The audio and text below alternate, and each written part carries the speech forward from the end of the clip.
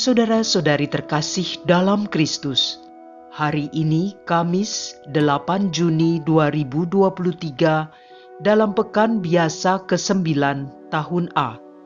Bacaan dibawakan oleh Irene Santi, Mazmur dilantunkan oleh Nikolaus Cipto, dan renungan ditulis oleh Laurencia Ineke. Selamat menekuni Sabda Allah. Marilah mewujudkan kebaikan bersama untuk hidup dalam damai dan sejahtera.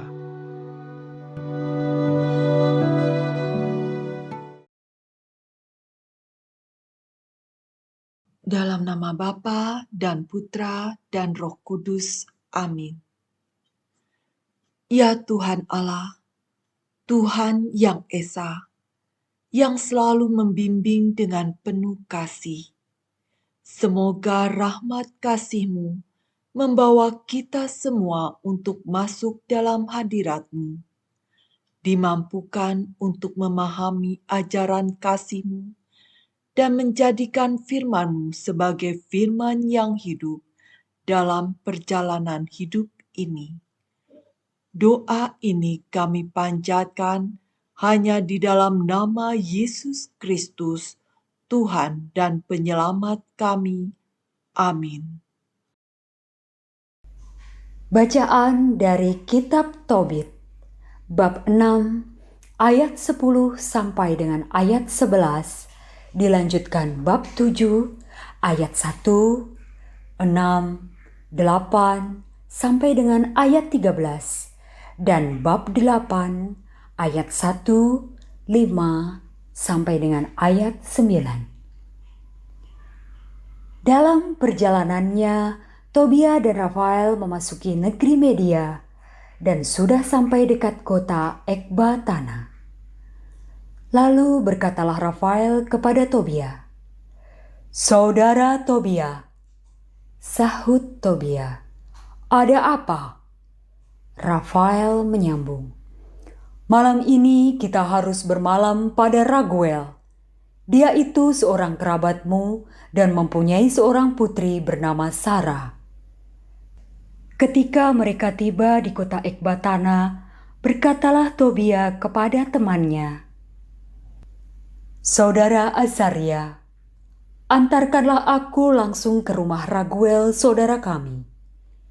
Ia pun lalu mengantarkannya ke rumah Raguel. Raguel sedang duduk pada pintu pelataran rumahnya. Mereka memberikan salam kepada Raguel. Dia membalas, katanya, "Banyak salam, saudara-saudara. Selamat datang." Lalu mereka dipersilakannya masuk. Kemudian Raguel berkata kepada Tobia, "Tuhan memberkati engkau, nak. Engkau adalah putra seorang mulia dan baik. Alangkah celakanya ayahmu, orang yang begitu baik dan penderma itu, menjadi buta." Kemudian Raguel menyembelih seekor domba betina dari kawanannya, dan ia menyambut Tobia dan Rafael dengan ramah. Sesudah mencuci dan membasuh diri, mereka duduk makan. Berkatalah Tobia kepada Rafael, "Saudara Azaria, katakanlah kepada Raguel supaya saudariku Sarah diberikannya kepadaku." Mendengar perkataan itu, berkatalah Raguel kepada pemuda itu, "Makan dan minumlah, serta bersenang-senanglah malam ini." Memang, saudara, tak seorang pun lebih berhak mengambil Sarah anakku sebagai istrinya daripada engkau. Karena itu, aku tidak berwenang lagi memberikannya kepada seseorang kecuali kepadamu. Sebab engkaulah yang paling karib. Tetapi anakku, aku harus memberitahukan kebenaran. Sarah sudah kuberikan kepada 7 laki-laki di antara saudara kita. Tetapi semuanya mati pada malam pertama menghampiri Sarah. Maka anakku, baiklah sekarang makan dan minum saja. Tuhan akan mengambil tindakan bagimu." Tetapi sahut Tobia, "Aku tidak akan makan atau minum apa-apa sebelum engkau mengambil keputusan tentang diriku." Maka jawab Raguel, "Baiklah, Sara kuberikan kepadamu sesuai dengan ketetapan kitab Musa. Allah sudah memutuskan bahwa Sara harus diberikan kepadamu. Maka hendaklah menerima saudarimu ini. Mulai sekarang ini engkau menjadi kakaknya dan ia menjadi adikmu. Semenjak hari ini, ia diberikan kepadamu untuk selama-lamanya. Dan anakku, semoga kamu pada malam ini juga diberkati oleh Tuhan semesta langit. Semoga ia menurunkan kasih setia dan damai sejahtera atas dirimu." Lalu Raguel memanggil Sara anaknya. Ketika Sara datang, Raguel memegang tangannya, dan dengan demikian ia menyerahkan Sara kepada Tobia sambil berkata, "Sungguh, sesuai dengan hukum Taurat ia kupercayakan kepadamu, dan seturut ketetapan yang tersurat dalam kitab Musa, ia kuberikan kepadamu menjadi istrimu. Ambillah dia dan antarkanlah kepada ayahmu dengan sehat walafiat. Moga-moga yang berkuasa di surga menganugerahkan damai sejahtera kepada kamu berdua." Selesai makan dan minum, mereka semua mau pergi tidur. Tobia diantar ke kamar yang sudah disiapkan untuk mereka. Setelah masuk kamar tidur, Tobia dan Sara berdoa dan mohon supaya mereka mendapat perlindungan. Mereka memanjatkan doa sebagai berikut. "Terpujilah Engkau ya Allah leluhur kami, dan terpujilah namamu sepanjang sekalian abad. Hendaknya sekalian langit memuji Engkau, dan juga segenap ciptaanmu untuk selama-lamanya. Engkaulah yang telah menjadikan Adam, dan baginya telah kau buat Hawa istrinya sebagai pembantu dan penopang. Dari mereka berdua lahirlah umat manusia seluruhnya. Engkau pun bersabda, 'Tidak baik kalau manusia itu seorang diri saja. Mari kita menjadikan penolong baginya yang sepadan dengan dia.'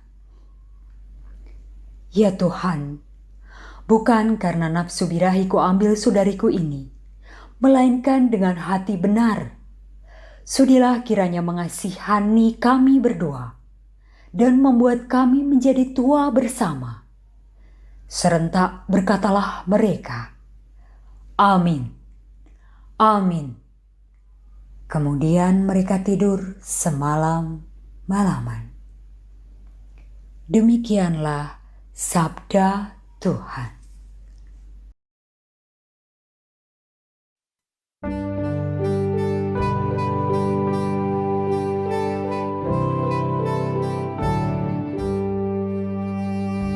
Orang yang takwa hidupnya akan diberkati Tuhan.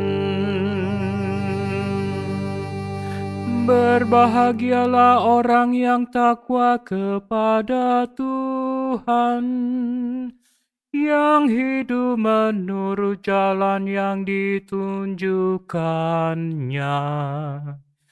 Apabila engkau menikmati hasil jerih payahmu, berbahagialah engkau dan baiklah keadaanmu.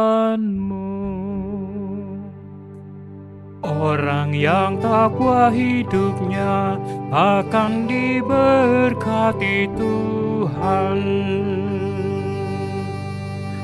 Istrimu akan menjadi laksana pohon anggur subur yang ada di dalam rumahmu. Anak-anakmu seperti tunas pohon zaitun di sekeliling mejamu. Orang yang takwa hidupnya akan diberkati Tuhan. Sungguh demikianlah akan diberkati Tuhan orang laki-laki yang takwa hidupnya. Kiranya Tuhan memberkati engkau dari Sion, boleh melihat kebahagiaan Yerusalem seumur hidupmu. Orang yang takwa hidupnya akan diberkati Tuhan.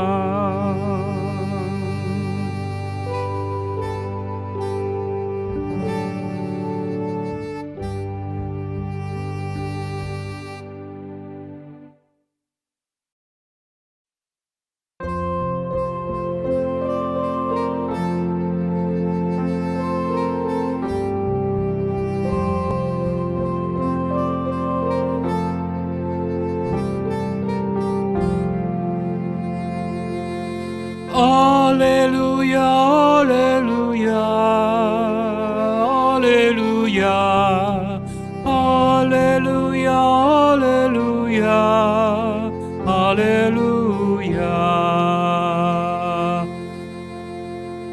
Berilah aku pengertian, maka aku akan mentaati hukum-Mu. Aku akan menepatinya dengan segenap hati, ya Tuhan. Alleluia, alleluia, alleluia, alleluia, alleluia, alleluia.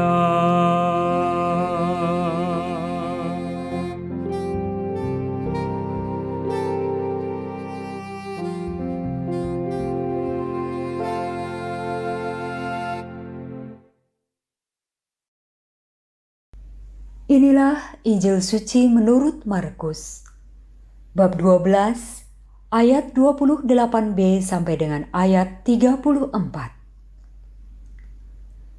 Pada suatu hari, datanglah seorang ahli Taurat kepada Yesus dan bertanya, "Perintah manakah yang paling utama?"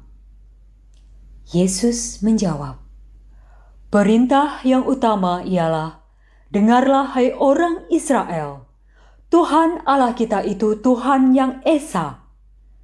Kasihilah Tuhan Allahmu dengan segenap hati, dengan segenap jiwa, dengan segenap akal budi, dan dengan segenap kekuatanmu. Dan perintah yang kedua ialah, kasihilah sesamamu seperti dirimu sendiri. Tidak ada perintah lain yang lebih utama daripada kedua perintah ini." Berkatalah ahli Taurat itu kepada Yesus, "Guru, tepat sekali apa yang kau katakan, bahwa Dia itu esa dan tak ada Allah lain kecuali Dia. Memang mengasihi Dia dengan segenap hati, dengan segenap pengertian, dengan segenap kekuatan, serta mengasihi sesama manusia seperti diri sendiri, jauh lebih utama daripada semua kurban bakar dan persembahan." Yesus melihat betapa bijaksananya jawaban orang itu, maka Ia berkata kepadanya, "Engkau tidak jauh dari kerajaan Allah." Dan tak seorang pun masih berani menanyakan sesuatu kepada Yesus. Demikianlah sabda Tuhan.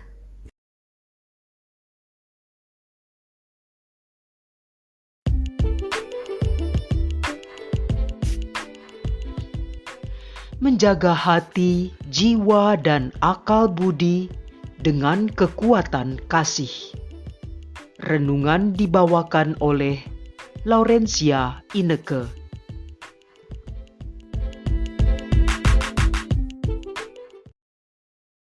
Sahabat The Power of Word dimanapun berada, salam damai dalam Yesus Kristus. Dalam hukum Taurat, terdapat 10 perintah Allah yang terdiri dari berbagai macam aturan kewajiban dan larangan. Dan Tuhan Yesus mengatakan, hukum yang terutama ialah Tuhan Allah kita, Tuhan itu Esa. Kasihilah Tuhan Allahmu dengan segenap hatimu dan dengan segenap jiwamu dan dengan segenap akal budimu dan dengan segenap kekuatanmu. Dan hukum yang kedua ialah kasihilah sesamamu manusia seperti dirimu sendiri. Tidak ada hukum lain yang lebih utama daripada kedua hukum ini. Mengasihi Tuhan dengan keseluruhan diri berarti menempatkan Tuhan lebih utama dari segala sesuatu, di mana saja, kapan saja, dan dalam kondisi apapun. Tentunya sangat berat untuk dijalankan. Namun saudara terkasih, ingatlah bahwa kemampuan untuk mengasihi Tuhan dan sesama bukan karena kekuatan atau daya kemampuan sendiri, namun karena Allah telah memberikan rahmat-Nya.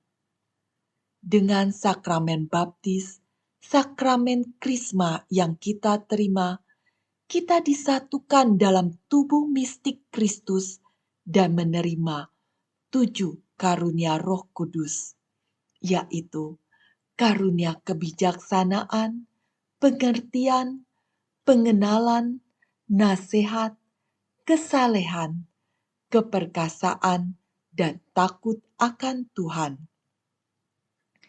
Di mana 7 karunia Roh Kudus ini menyempurnakan akal budi kehendak manusia yang dikuatkan dalam sakramen tobat dan sakramen ekaristi, sehingga kita dimampukan untuk melaksanakan hukum kasih itu.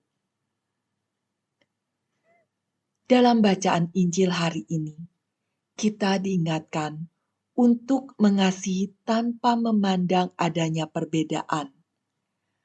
Kasih harus lepas dari dinding-dinding keterbatasan dan menembus perbedaan. Mengasihi Tuhan harus sejalan dengan mengasihi manusia. Mengasihi Tuhan bukan hanya sekedar itu saja, tapi kasih yang dinyatakan dalam perbuatan atau wujud kasih kepada sesama. Mengasihi Allah bukan berarti membela Allah dengan melakukan kekerasan kepada sesama yang dianggap berbeda pandangan, atau mengatasnamakan Tuhan untuk pembenaran diri dan menjatuhkan atau menghakimi orang lain. Nampaknya mengasihi Allah dengan bersedia mengorbankan nyawa, harga, dan mengerahkan segala daya untuk melakukan penyerangan. Tapi saudara terkasih, hal ini harus dihindari. Ingat bahwa Allah kita adalah Allah yang Maha Kuasa, yang melindungi kita semua, dan Allah itu Maha Kasih, yang mengasihi kita semua. Atau berbekal memperhatikan atau mengasihi sesama, kemudian mengabaikan Tuhan dan merasa bahwa kekuatan, keahlian, pengalaman, dan pengetahuan yang dimiliki mampu mengatasi setiap masalah. Saudara terkasih, tentunya hal-hal ini pun harus kita hindari, karena akan menjauhkan kita dari iman akan Tuhan. Kerendahan hati, ketulusan, dan kesabaran akan membuat kita memiliki kesadaran untuk mengulurkan tangan, mempersembahkan, dan menyerahkan hidup dengan kasih yang tanpa syarat. Penyangkalan diri akan membuat kita menghindari dari keinginan duniawi.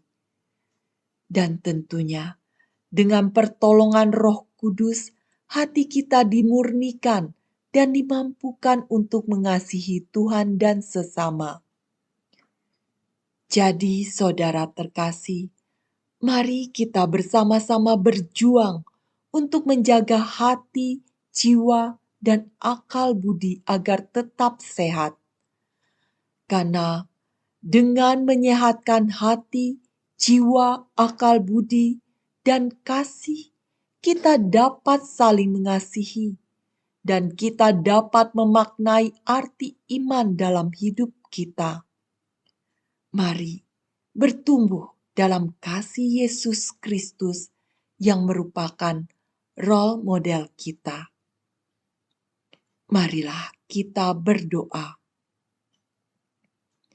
Ya Tuhan Allah, Tuhan yang Esa, kami mohon semoga kami semua selalu menyadari akan kasih-Mu dan dengan bimbingan-Mu kami dimampukan untuk berjuang menjaga hati, jiwa, dan akal budi agar dapat mengasihi-Mu dan mengasihi sesama di dalam perjalanan hidup kami sehari-hari. Biarlah apa yang kami lakukan dapat menghayati dan melaksanakan hukum kasih-Mu. Terima kasih Tuhan atas segala penyertaan-Mu. Demi Yesus Kristus, Tuhan dan Penyelamat kami. Amin. Dalam nama Bapa dan Putra dan Roh Kudus. Amin.